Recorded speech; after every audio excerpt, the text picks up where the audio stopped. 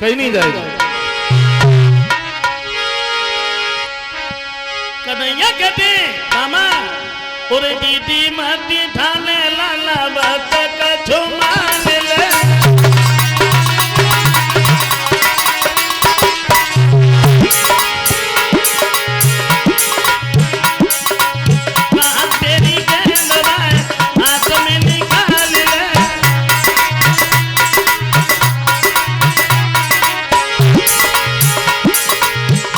ऐसा ही नहीं।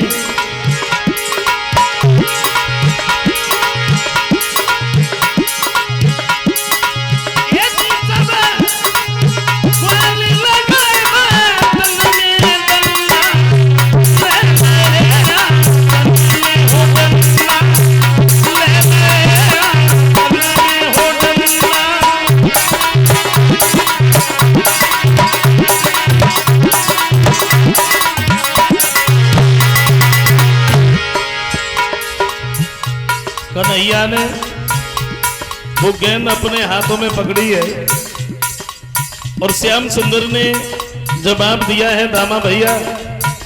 बोले किधर देख रहा है, गेंद आ रही है। हुआ क्या?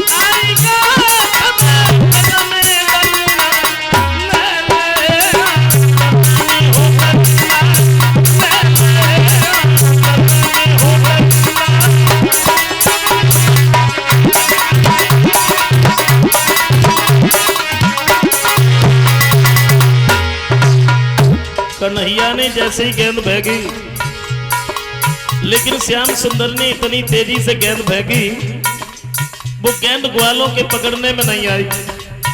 और जब गेंद ग्वालों के पकड़ने में नहीं आई तो काली देह की तरफ खड़े थे। गेंद जो थी वो काली देह में गिर पड़ी। जैसे ही देखा गेंद काली देह में गिर पड़ी तो हुआ क्या?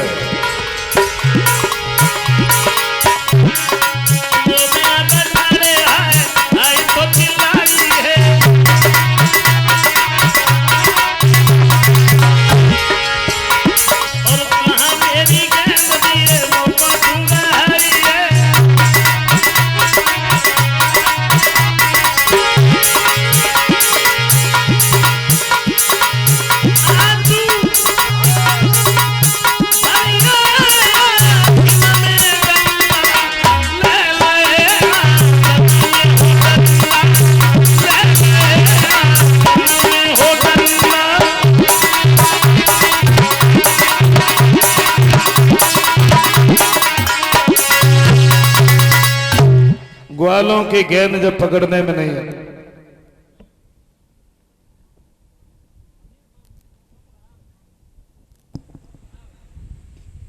गेंद काली देह में चली गई। और जैसे ही देखा है दामा ने गेंद काली देह में गिर पड़ी।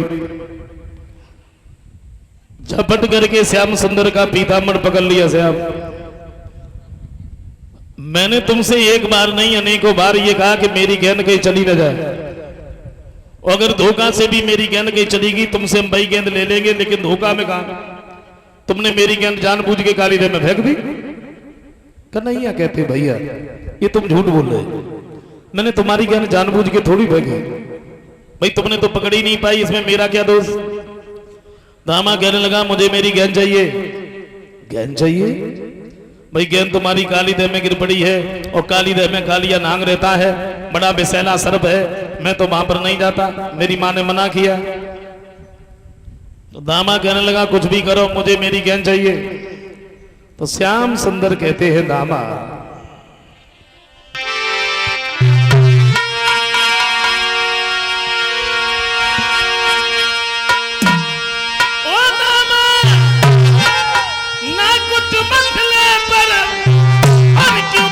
उखाड़े देता है, सड़े हुए चितड़े पर क्यों पीताम्बर फाड़े देता है।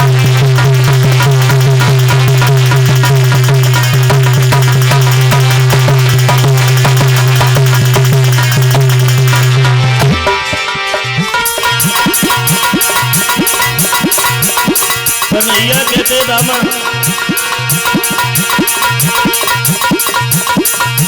मेरी कमर छोड़ दे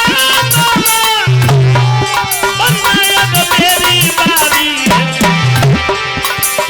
एक समाधो लगी देखो सब खत्म हो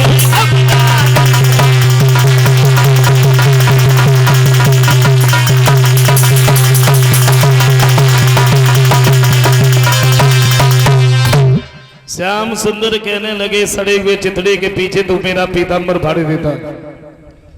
एक तमाचा अगर लग गया ना तो दूर खड़ा हो जाएगा। और दामा ने सुना कि तमाचा लग गया, सुबह ने पीतांबर तो छोड़ दो। भाग के हाथ में लाठी उठाई, बोले इतने बड़े बलधारी हो गए जो मेरे तमाचा मारोगे? हाँ तुम्हें एक बात नहीं मालूम, दामा कहता तुम एक तमाचा मारोगे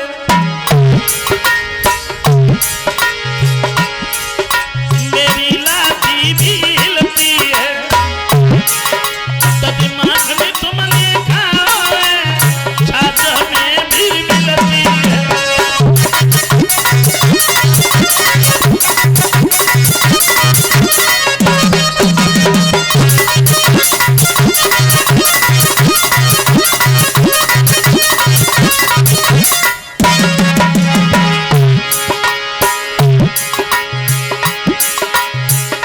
दामा कहता है कन्हैया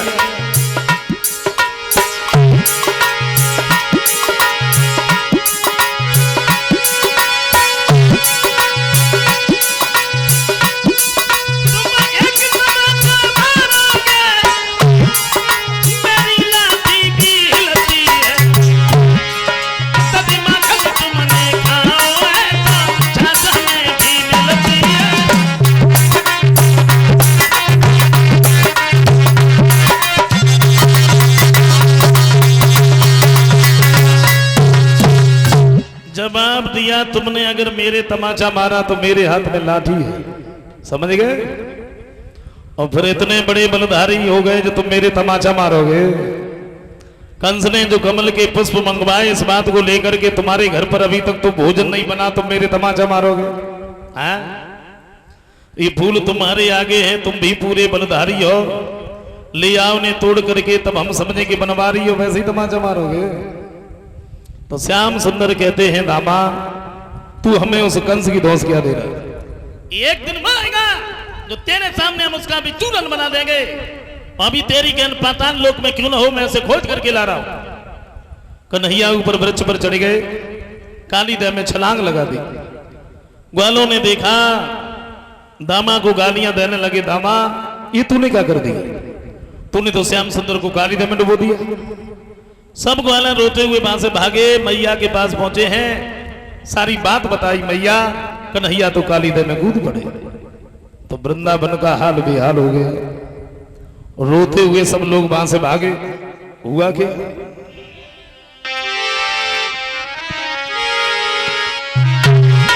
तो मैया चिल्लाई गाड़ मारे, ओ मेरे छैया का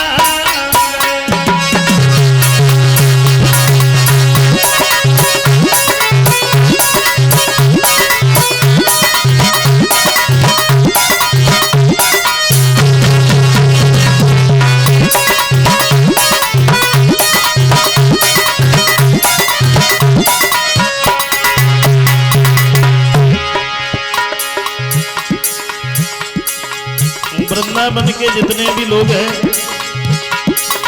काली दह की तरफ भागे। हुआ क्या?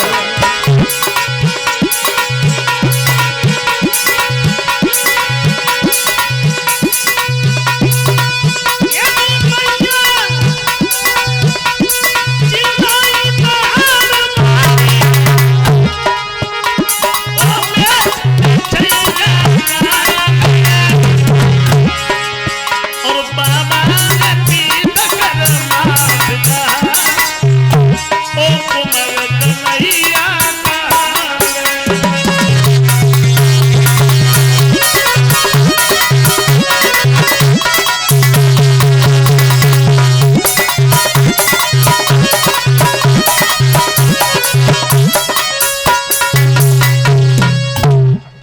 और रोते हुए वहां से भागे। काली दह के नजदीक जब पहुंचे हैं तो मैया तो काली दह में कूदने के लिए तैयार हुई तो बलराम ने पकड़ लिया। माँ क्या कर रही है? श्याम सुंदर अभी तुम्हारे पास आ रहा है। कन्हैया उधर काली दह के अंदर पहुंचे हैं तो क्या देखा है कि कालिया नाग तो सो रहा है लेकिन नागिनियां जाग रही है। नागिनियों ने देखा, सामने पहुंच गई, बोले डर नहीं लगता? सौभाग्य है तुम्हारा जो हमारे पति सो रहे हैं वो जाग गए तो तुम्हें मार देंगे। श्याम सुंदर कहते हैं नागिनियों, तुम हमें जिसकी रागिनी सुना रही ना, सच बात तो ये है मैं मिलने तो उसी से आया और सो रहे हैं तो क्या हुआ, जगा दीजिए ना। और नहीं जगाओगी ना तो मैं जगाना भी जानता हूं। कन्हैया कहते हैं नागिनियों जगा दीजिए। कहते जगाए तनिक अपने पति को और कछ बात उसी से करना है।